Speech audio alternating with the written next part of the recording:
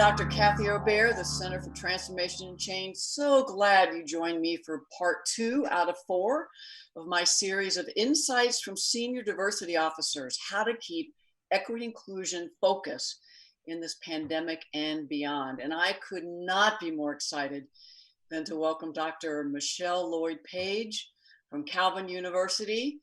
Thank you for joining. Hey, it's just a pleasure to be here. I'm excited about this. I can't imagine. Actually, I do know, because usually a couple times a week you're on Community Connections and I hear some of all that you and other senior diversity officers are juggling. You're officially Executive Associate to the President for Diversity and Inclusion, Calvin University in Grand Rapids, Michigan. I hope spring is beginning to come. And it snowed today. No. Well, we met maybe, 3-4 weeks ago?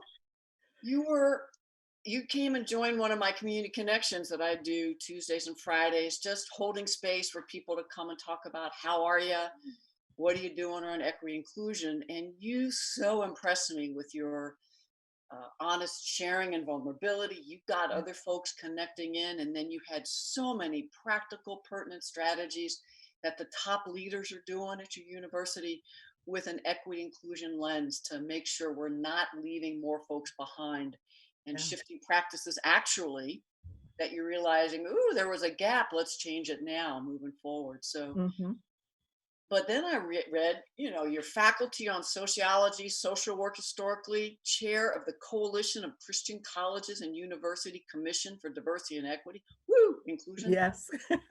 Then you have your own consulting business. I'm getting tired just thinking about your life. Loyd-Paige and Associates, which you'll talk about later, I know. And then really got my attention, which we may not get to, but Preach Sista. Yeah, you got it right with the urban accent. Yes. Lots of coaching and confronting, a nonprofit supporting women in ministry. And I just am so excited to welcome you to Transformation Change Radio. Would you mind just saying hello and a little more about yourself and just how you're doing these days? Yeah, I am Michelle Loyd-Paige, as you said, and I work at Calvin University as the Executive Associate to the President for Diversity and Inclusion. And my whole academic career outside of graduate school has been at Calvin College, now University. So I started there as an adjunct professor, and then I became a tenured professor, then dean for multicultural affairs, working out of the provost office, and now working out of the president's office as the executive associate that's overseeing the strategic diversity and inclusion initiatives. But if you would have asked me and I'm also a graduate of Calvin, if you would have asked me on the day that I graduated from Calvin, would I ever step foot back on that campus, I probably would have had some really colorful language. No, I will not be back. But as a person of faith, trusting where God leads me, and just leaving myself open to the possibilities. And surprising to me, my first job at Calvin was for 3 weeks teaching a January interim in 1985. A former professor asked if I would come and teach on my dissertation topic. And I live 45 miles away from my campus, and no one in my community that I knew of had ever done a dissertation. And here I was away from Purdue trying to figure out how to do this thing. I was ABD, newly married, and I thought, housework or go to work at Calvin, where I know people have completed their dissertation, and maybe I can get some insight and just some encouragement and some coaching on how to do that. That was for 3 weeks. That was that contract. That was January 1985, and I'm still there. Wow, well, that either says a lot about how people responded to your consistent questioning, wondering, to go from I'm never stepping back here to all these years of helping them create a truly inclusive around all issues, particularly race. So I can't wait to hear more. Yeah, there have been times definitely along the way that I was looking to leave. There was one point in particular, I went to a leadership development retreat, an institute, And I went there kicking and screaming. I didn't want to go. It was supposed to be for up and comers. And I was thinking, I've been there, done there, bought the t-shirt. I could probably write the book if I had the time, right? Didn't want to go. But the first evening, there was this activity because this was a institute to encourage younger people of color to envision themselves in executive leadership within Christian higher education. And so in that first evening, that the task was to, where do you want to be in 10 years? What's your future Mm. going to be like? And I remember sitting there and I wrote, I want to retire from Calvin, not bitter and broken. And I thought, that this is not good. This is not good. This is not healthy. Everybody else was, I want to be a president. I want to be a vice president. I want to be provost. And I was like, no, I just I don't want to be there anymore. And I was, you know, and I don't know what this is going to tell you about myself, but one of the reasons I had stuck it out in the beginning for so long, because we have a tradition of putting the portraits of retired faculty on their department office walls, right? So you have the main office, and then you would have the portraits of everyone who has retired. And for so many, many years, not one person of color had their picture up on the wall at Calvin. Not one. Faculty had come, they had left, but no one had retired. And there was a point, it's like, I'm not leaving. My picture is going to go up on the wall. I have put too much into this. My picture is going to go up on the wall. But at that retreat, that institute, when I had wrote, I don't want to leave bitter or broken, I said, you know what? I don't have to retire from Calvin. I can leave. And when I left, I started working on my CV. I looked for where the gaps were, looked at job postings. What do I want to do? What would I imagine myself doing? And started doing some personal development, some professional development, so that I would be ready to leave when I felt the release to leave. And the only reason I did not leave, because I had my CV ready, I had job postings ready to go. We did a new search for a then college president, and the search was a closed search. And I was like, here we go. This is just going to be more of what we had before. I don't trust it. But I had a colleague who was on the search committee, and she said, Michelle, I can't tell you who we're talking to, but I can tell you, if you'll just hang in there, if we can get the person we want to have, you're going to be so happy. And I was like, yeah, I believe that when I see it. And then the person came in, and when the person was revealed who it was, I didn't know who the person was, but they had a dinner just to introduce him to the faculty. And I was at that dinner.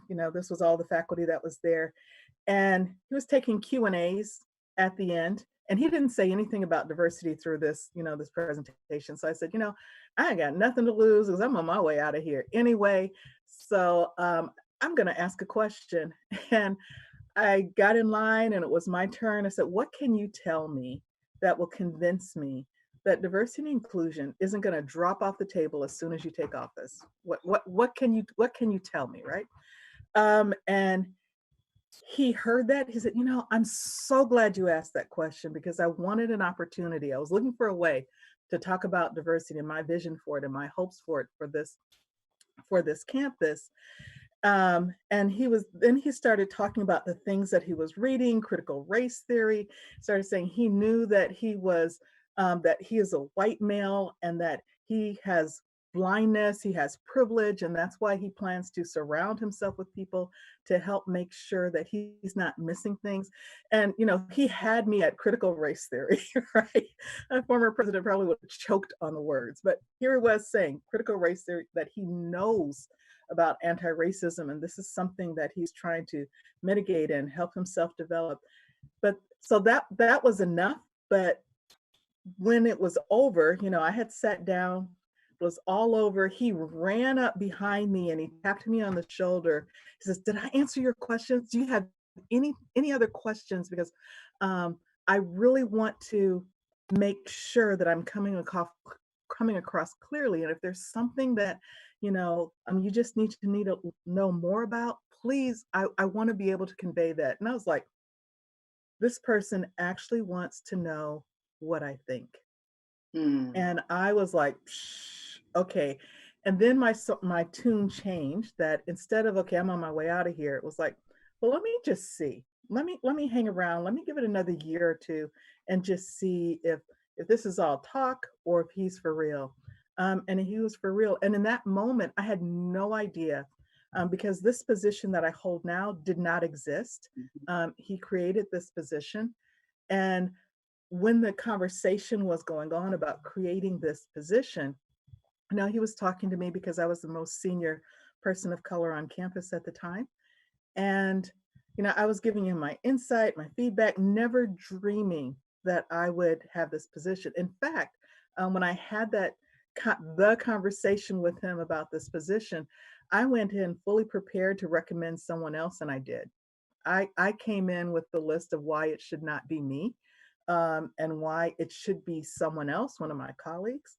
And he let me speak. He listened and did and then at the end he said, "I hear what you're saying, but I want you to do this on an interim basis." And that was with the understanding that I would do it on an interim basis. And then once we got it established, what it was going to look like, we would do a national search, and that I would be able to apply for the national search. And I did. And so here I am. Well, I love your powerful stories and the impact, so many. But one is, I bet any person of color in higher ed or any other organization in this pandemic can so relate in to how they might be feeling now. Some folks Yeah. 4 to 6 weeks in, reflecting, what am I doing here? Is this really Oh, meeting my yeah. needs? And looking to leadership to say, show me, Mhm. or I've got my CV ready. So, can you talk about, particularly at Calvin and any other places without naming names necessarily, but Yeah. what are senior leaders doing now in this pandemic that is truly keeping equity, inclusion, and particularly racial justice? Because as I Yeah. looked at Calvin, you all center that in ways I do not see at many organizations Yeah. that are predominantly white. But what have the senior leaders been doing? What's it been like to be a senior leader? And what has especially your role been to keep equity, inclusion, racial justice on the screen? Because, tell me I'm wrong, crisis management, enrollment drops. Oh, Where, yes. how do we keep it on when many want to say, Yeah. oh, we're finally done with it? Can't we just get to the back to the Yeah. business of the organization? So, whew. Yeah, one of the things that, as part of my portfolio, as a part of my work, I meet monthly, individually, one-on-one with all the other cabinet members, and there are now 11 cabinet members. I'm the only person of color, but 5 of the 11 are female, which is great.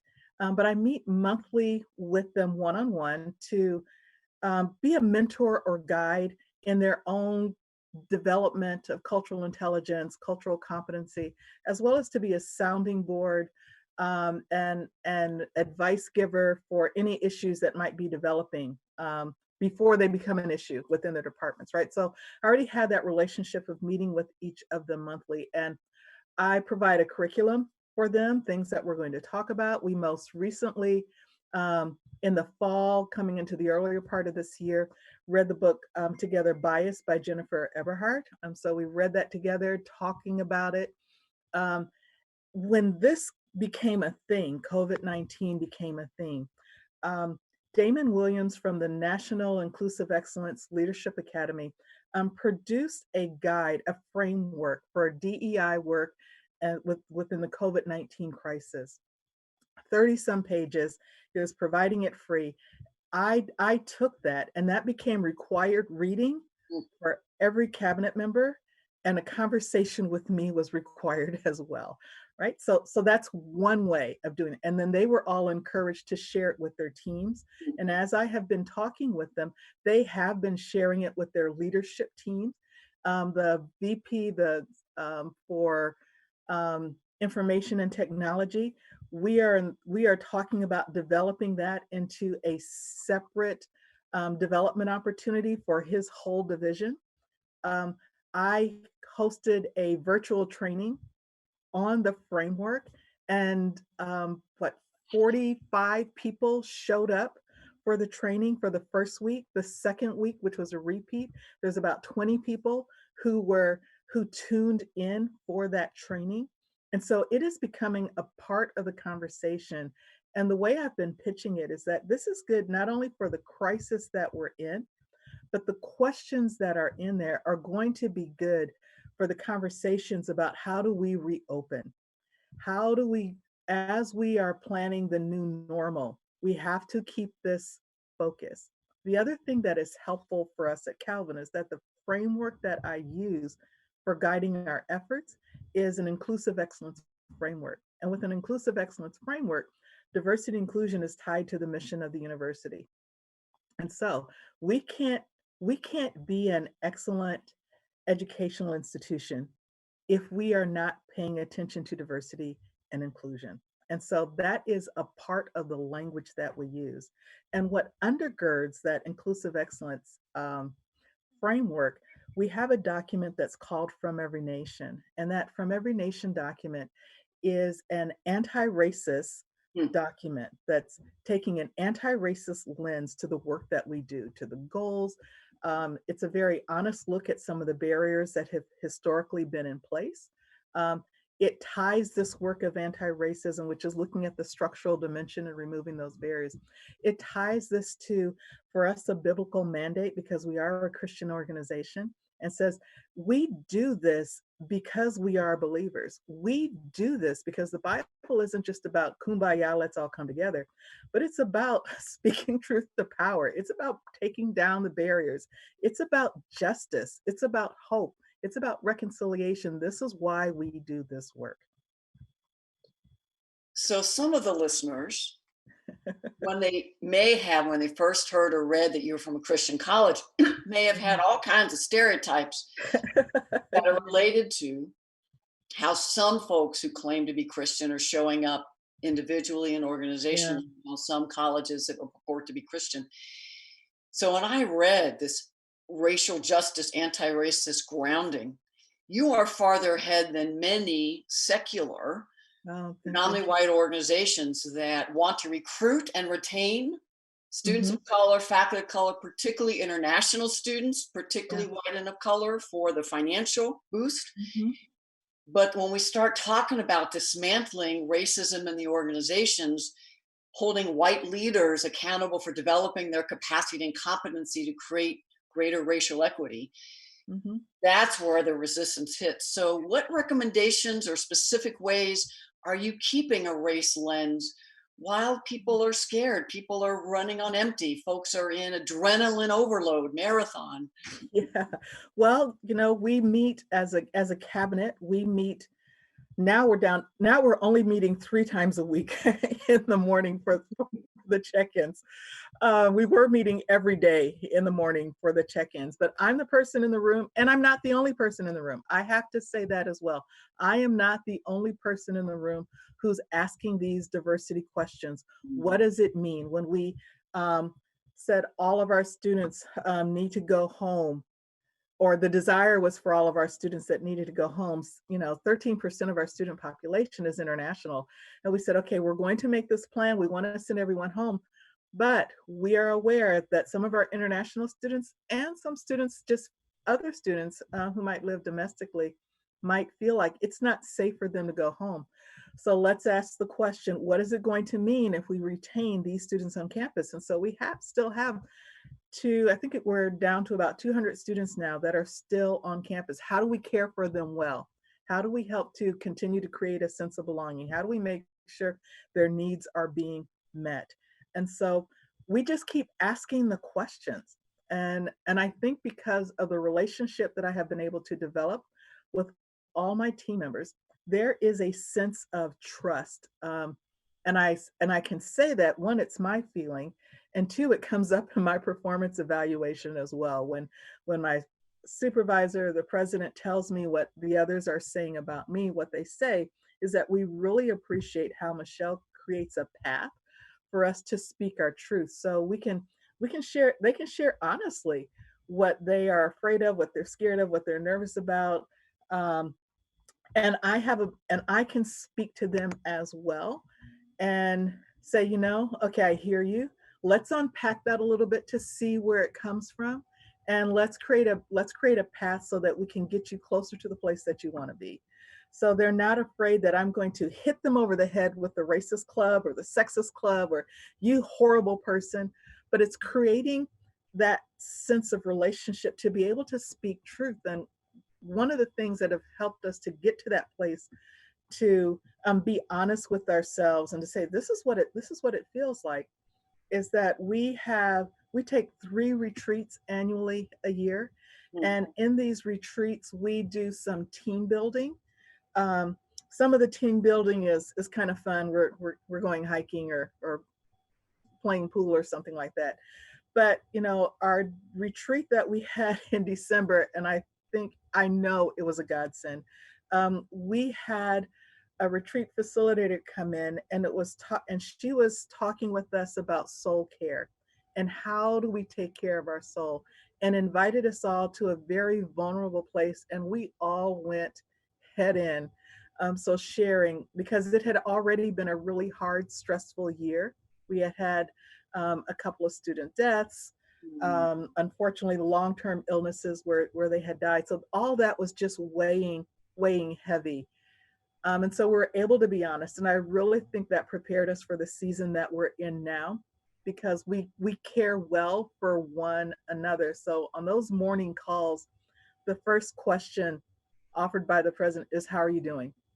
And it's not just asking, "How are you doing?" Okay, let's go on. But no, "How are you doing? So and so, how is your mother doing? I know you're really concerned. So and so, how is your spouse? How For those of you who have young children, because a couple of our VPs have young children in K through 12, how are you managing your work because you're working from home? Your kids are trying to learn from home.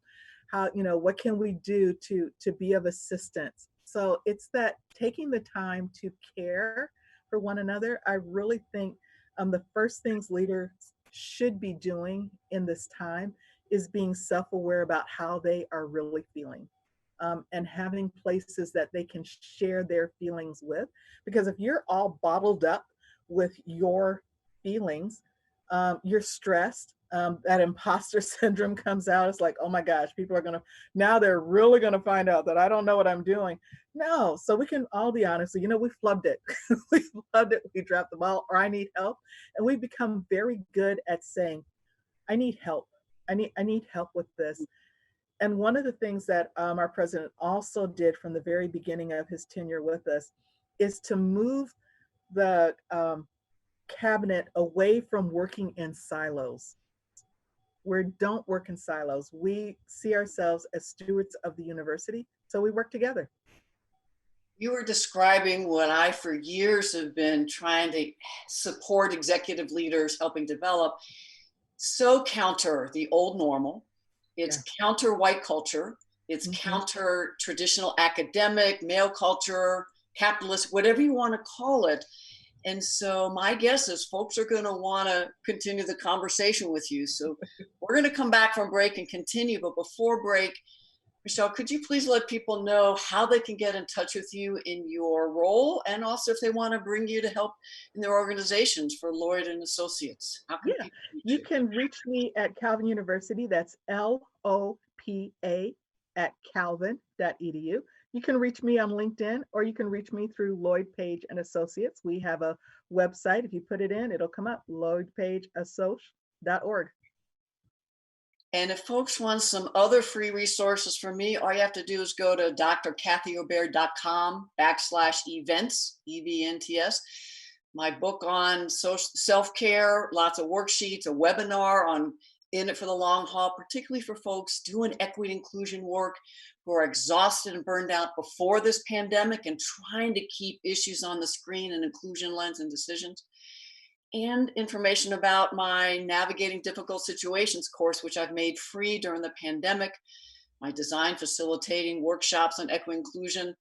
So lots of resources, many free, some upcoming webinars. I'm Dr. Kathy Obear. You're listening to Transformation and Change Radio with the phenomenal Dr. Michelle Loyd-Paige from Calvin University. We'll be back in just a few moments for some more insights and brilliance.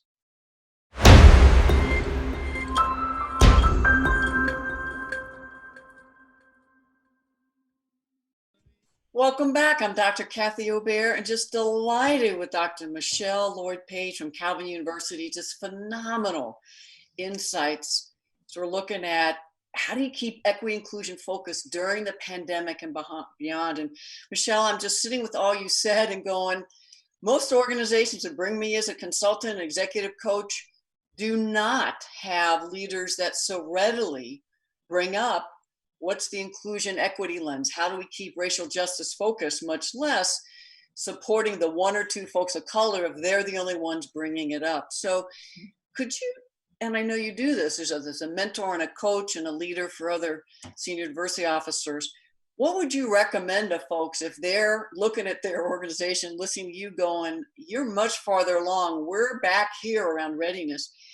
When they get resistance, when their particularly white colleagues and senior leaders are saying, we don't have time, we just have to make this quick decision. What would you recommend? What could they do in that moment? Yeah, my recommendations, first of all, is for people to know themselves, really know what are their triggers, what do they want, what fills them up, and where are their safe places. So having those spaces to take care of yourself because and a vision that this is for the long haul. This is not going to be a quick fix. That doesn't mean that you have to be the person to carry it for the long haul, but to understand that this is for the long haul. So find ways to take care of yourself, be self aware, know what is about you. And then you need to know the language of your organization, the culture of your organization. Know how does things get done. Mhm. Everyone has a bright idea. Oh, you should just do this. You should do this. Yeah, okay, but that's not how it's done. Mhm. So, what are the different layers that you need to go through? Who are some key people who are sympathetic to this? If you don't have access to the most executive level of decision making, who do you know that does? And can you make inroads in that direction? Then I would say, as you see problems, as you have things that you want to see changed, come with the problem, but also come with a possible solution. And a possible solution that is stepped, right? You could start here, then you can go here, then go here. One of the things that sometimes happens for me when someone asks me to come into their organization because they're frustrated with what their organization is doing, and they say, Michelle, we need you to come in and we need you to do an anti-racist training. And it's like, yeah, I do anti-racist training, but tell me about your organization. Have you had anything about diversity? No. It's like, I'm not coming. You can't pay me enough. Well, you actually could. It was about $1 million, but no one's going to pay me that. Right. So, but, start with helping people to understand, find out what is it that, where is the resistance coming from? For a while, and I'm talking years ago, 15, 20 years ago, the resistance at Calvin was coming from a fear that if we fully embrace diversity, that somehow we would no longer be able to maintain a strong Christian identity, and Wow. especially for us, a reformed identity, right? Even though we have all kind of language, all kinds of church history that's supporting it, there were some leaders in the past, they are no longer at the institution, but there were some leaders who saw that if there was an embrace, a full embracing of diversity, that somehow we would start down a slippery slope of becoming no longer a Christian reform institution, we would become a Christian institution, then we would become, we used to be a Christian institution, academically excellent, but no longer this Christian institution. And so my strategy was to go to the denominational, creedal documents, find those biblical passages that say, you know what, actually, this is a part of our Christian identity. So as I could get people used to that idea and not be fearful, and bring back up again, remember when we talk about creation and we talk about how creation is a part of God's perfect and good work, Diversity is a part of that creation. It's not just diversity of plants, it's diversity of people too. And so let's find out what we can do. And then I would encourage people to think about what can you do and focus less on what you can't do. There is so much that we can do. And if you're only focusing on that highest mountain, that hardest thing, you're going to get frustrated. You're going to get burned out. Start with a little hill, work on that. And as people see that they can trust you, that you're not going to flip out on them, that you're a team player, okay, then they trust you a little bit more. You can build up. One of the best pieces of advice that I got when I became the dean for multicultural affairs, which was a position that reported to the provost, because I talked to all the other deans and said, how can I be successful in this? What do I need to know? You know, I'm following after someone else. What do I need to know? And the best piece of advice that I had is that they said, Michelle, you need to be able to be an expert in diversity, but you also need to contribute to the conversations that are not about diversity. So when we're talking about admissions, when we're talking about curriculum, when we're talking about faculty hiring, you need to be able to speak that language too, for us to know that you care about this when, and so I would say, you know, be familiar with what are the other issues that are on campus and be able to speak into them as well. So many great ideas, and especially in this pandemic with so much crisis management, having to pivot on a dime, having deep Yeah, empathy for leaders who have a significant responsibility in one of those often siloed areas. right. And then you're asking them to have equity inclusion. I love your point about what is the resistance and the source of that. So instead of pushing back, really asking what are the concerns, what's underneath that, and then offering, I really hear that. So how do we Yeah, address the needs you're raising and address this with an yeah. inclusion lens, a both and? Right, a both and, right? So figure out what is it that people fear? What, because underneath it, people are fearing something. What is it that they fear? And you know, it's those going through those whys, right? Those several levels of why. Okay, why? Okay, and why? And why? And why? So you can really get to it. What is it that you really fear? And let me help you. Let me walk with you so that we can unpack that fear, meet that fear, and let me show you where maybe I'm coming at it a little bit different, right? Because there is a, I don't know if you're a Star Trek person. I'm a Star Trek person, right? And I love the series where Counselor Troy was there, right? And sometimes I think of my role on cabinet as being Counselor Troy, right? When someone on the team or someone in the campus community is like, oh my gosh, is this what diversity means? Is this what we're going to do? Michelle, tell me, is this what we mean? Because I'm freaking out. It's like, okay, what have you heard? Where did it come from? Have you ever heard me say that? No. Okay, let me remind you again about our inclusive excellence framework. Let me remind you again that we're not moving away from our Christian identity. We're not moving away from the core of our mission. And this is how we approach it. And it's like, oh, okay, I just needed to hear you say it. Just because, you know, they're looking at other institutions, secular, Christian, others, and they're hearing something that frightens them. And so I understand the fear. I understand where it comes from, but someone else's fear doesn't have to be our fear. Someone else's method doesn't have to be our method. We're going to stay true to mission.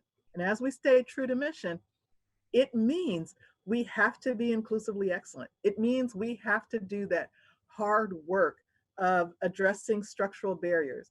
Are they going to change overnight? I wish I had a magic wand. I could just wave it and it would all be done. Actually, on my desk in my office, I found some plastic silver bullets, right? And I have them so I can give them to people. Say, this is the only silver bullet, only magic bullet you're going to get. That's it. There are no silver bullets or magic bullets for doing diversity work. It's hard, messy work. And then I also encourage people, it's like, okay, let's find out where your comfort zone with what you want to do and let's push a little more. So you might be comfortable with this, but that's good. We're going to do that, but let's push a little bit more. And if the response back is, Not yet. I mean, believe me, I have been at Calvin since 1985. I have seen a lot of things. 2010, I was frustrated enough that I wanted to leave, but I kept my eye on what is it that I want? What is it that the institution, where do I think the institution needs to go? But when I paused to hear, why am I hearing not now? Um, I knew that we would probably need a change in leadership. So we had a change in leadership. And then when I kept hearing not right now, I also had to listen for, but what are we doing in the midst? What are we doing? If it's not now, because not everything that we do is known to everybody, right? There are the side conversations, and I don't mean that in a smoky back room conversations. No, this is conversations that we're not ready to release yet, because if we release the conversation, people's expectations are going to be way up, sky high. And the reality is, with the negotiation, maybe we get halfway there. And to be okay with, well, you know what? I'm going to celebrate the halfway point. I'm going to celebrate the quarter mile, the half mile. I'll celebrate the full mile. And then when we get to the marathon, I'm going to be cheering the loudest. But we have to be okay with incremental steps as well as pushing. And we can know how to push when we understand where are the fears and speak to those fears that tie diversity and that so that we can tie diversity and inclusion to a much larger campus experience. So powerful. And in this time, every leader I talk to and what I see in the media, every policy practice service is like under a bright light, and we're seeing the cracks and the gaps in everything we do, Yeah. particularly by class, race, immigration status, food, housing insecurity, keep going. So Mhm. could you talk now, because you have about 10 minutes, what are some of the structural changes y'all have made at Calvin incrementally over the years Mhm. that folks might be able to do now? Because in this time of lots of moving parts, and I think leaders' attention is, we may not have the recruitment and retention we had. Mm. So what do we need to do with a race class lens particularly, so that we have a culture climate? So what were some of the ways you've done, and anything you're thinking about structural changes?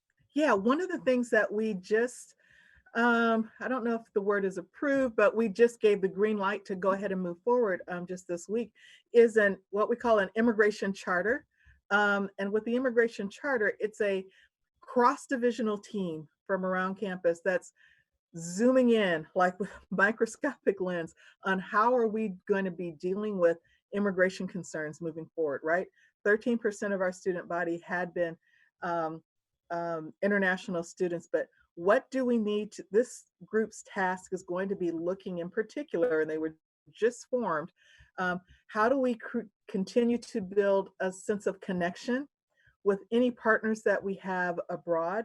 How do we make sure we're tying that in with the students that we have on campus? So creating smaller groups that are cross-divisional, so that you have the diversity of thought and opinion to address that. So this group is made up of people from the alumni office, from the international recruitment office, from the international student support office, from the advancement division, from the retention Mm, committee, right? So it's this cross divisional, and the provost office, right? Because to address faculty. So when the opportunity comes up for faculty to travel abroad for the research or whatever, how can we make sure we're making these connections? So having these chartered groups that are cross-divisional have been amazing for us. One of the ones that I think has been the most impactful in recent years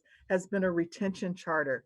And out of that, we came out with a point person. I call him the retention czar. That's probably not really his name, but a retention committee, and we changed the way that we track students who are vulnerable to not flourishing. And so we have this team of people that are checking in with the students, just to make sure, how are you doing?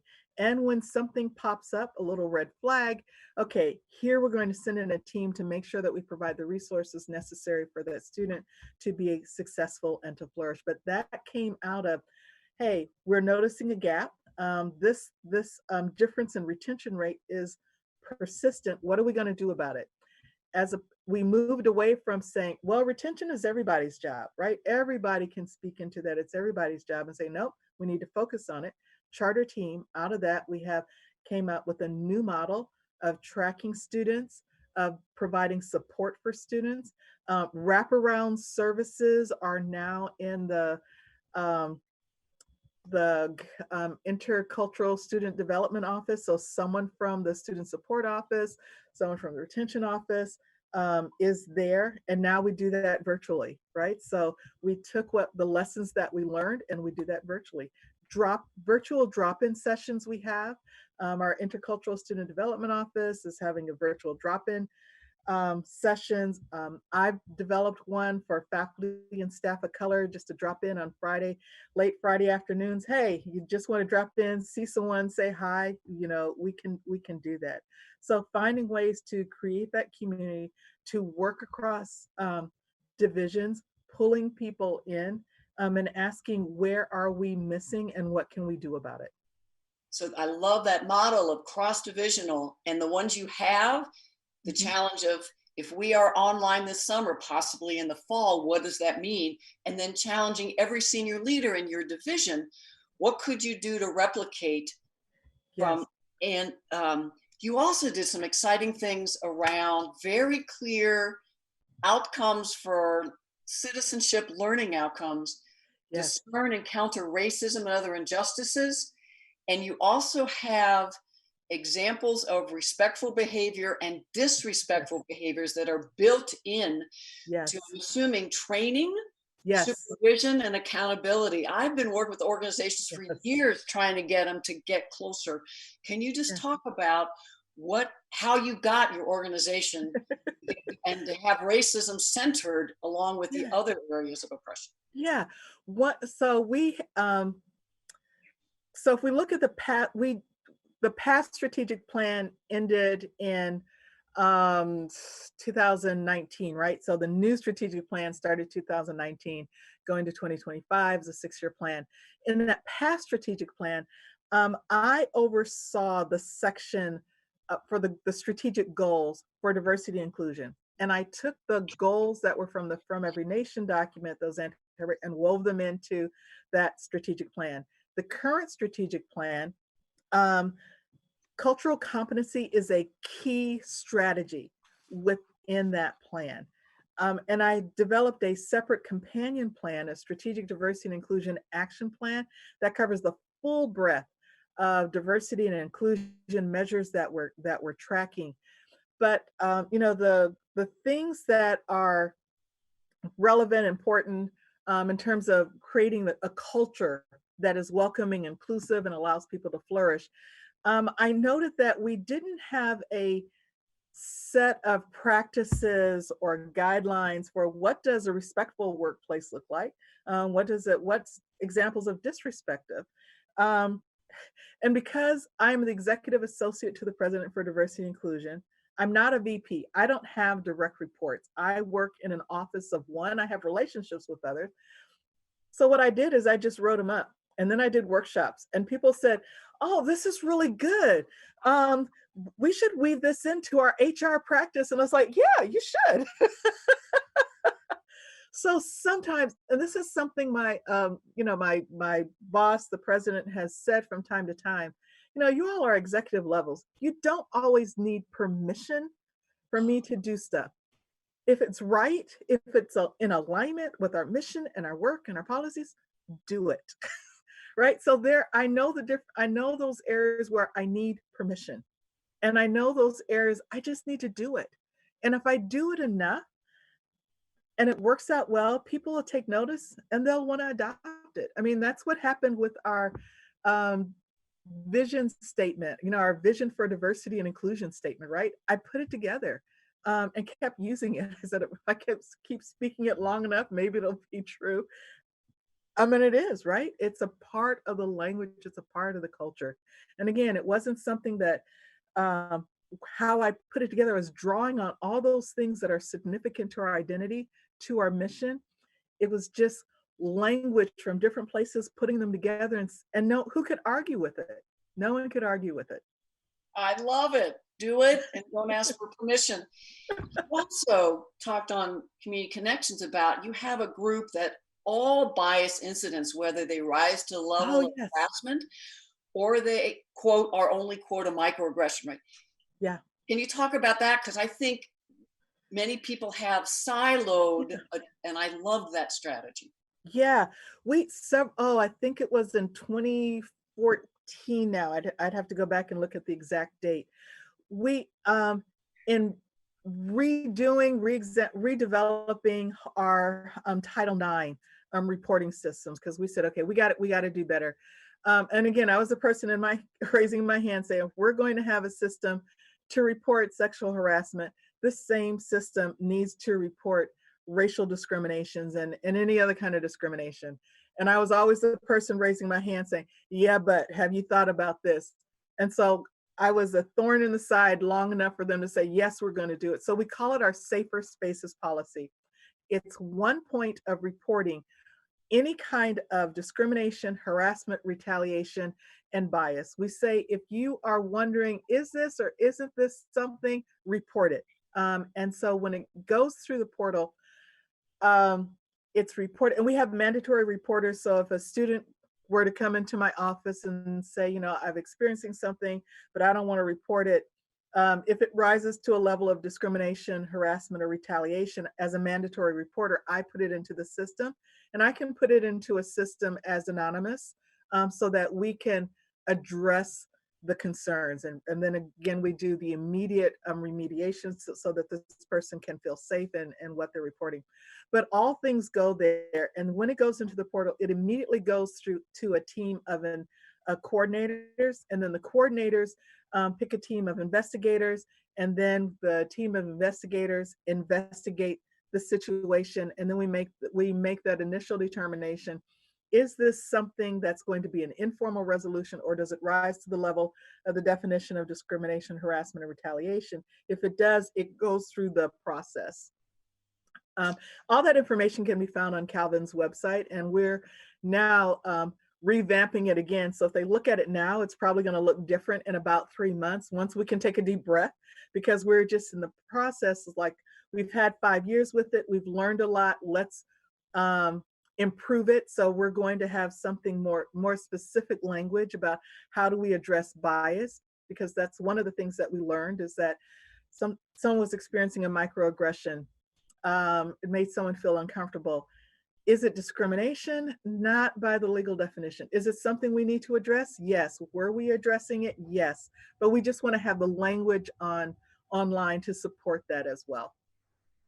And as I hear you, my guess is you all are ready, but other organizations, now that we are online and virtual for not only work, but so Mhm. much, if not all, of teaching and support services, the biases that will be now Oh, happening yeah. virtual and informally that Yeah. students might have on social media. And so, again, cross representation of an organization, university, to say, how do we prepare tools, Uh-huh. resources, training for folks? And what do you do in the moment when it's virtual? How do you follow Yeah. up? Because it's a whole nother skill set that I bet 80% of people don't have. Yeah. I mean, and we have, when we were in person, every year we always had a microaggression training sessions. And so we've made those things available virtually as well. There's so much more we could talk about. I'm just hoping that people follow up with you or find you. And I hope maybe you and your president decide to do just some open webinars for the country about what you're doing now and planning in the future, because you are not some of the folks I've worked with historically. As we close, could you just share any final tips you have, especially what are the consequences if we don't keep an equity inclusion lens, and then remind people how they can contact you? So just about a moment, final Yeah. tips. Yeah, I would say my tip is, you got to have a want to. Find the want to. You have to want to do this work. This is hard work. as well as head work. Soon as you find your want to, you will have the liberty within yourself to pursue it and to do it, as well as the passion. The danger, if we don't do this, I don't even want to think about it, honestly.